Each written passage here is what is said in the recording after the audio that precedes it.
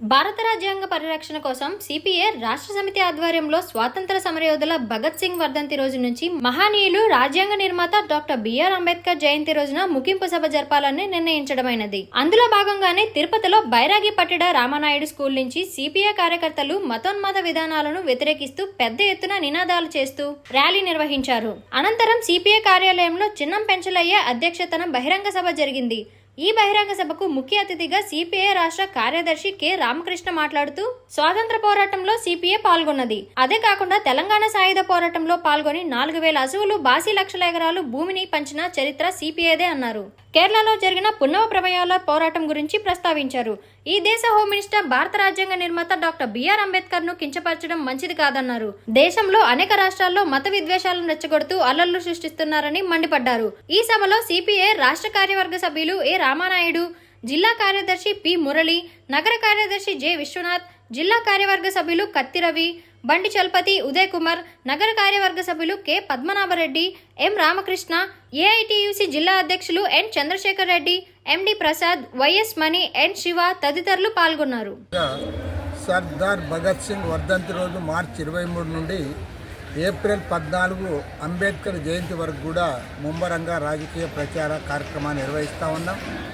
దేశవ్యాప్తంగా అన్ని రాష్ట్రాల్లో దాదాపు 500 జిల్లాల్లో ఇవాళ ఈ ప్రచార కార్యక్రమాన్ని ముందుకు తీసుకొస్తా ఉన్నాం. ఇవాళ భారతదేశంలో నరేంద్ర మోడీ ప్రభుత్వం కేంద్రంలో అధికారంలో వచ్చిన తర్వాత ఈ రాజ్యాంగానికి ప్రమాదం ఏర్పడింది. రాజ్యాంగం యొక్క ప్రియాంబుల్లో ఉన్నటువంటి సెక్యులరిజానికి, ప్రజాస్వామ్యవాదానికి, సోషలిజానికి కూడా ఇవాళ పెను ప్రమాదం ఇవాళ సంభవిస్తూ ఉంది. ఈ రాజ్యాంగాన్ని కాపాడుకోవడానికి, అదేవిధంగా మన రాజ్యాంగ విలువలను పరిరక్షించడానికి, ప్రజాస్వామ్యాన్ని కాపాడడానికి భారత కమ్యూనిస్ట్ పార్టీ ఆధ్వర్యంలో పెద్ద ఎత్తున ప్రచార కార్యక్రమాన్ని నిర్వహిస్తూ ఉన్నాం.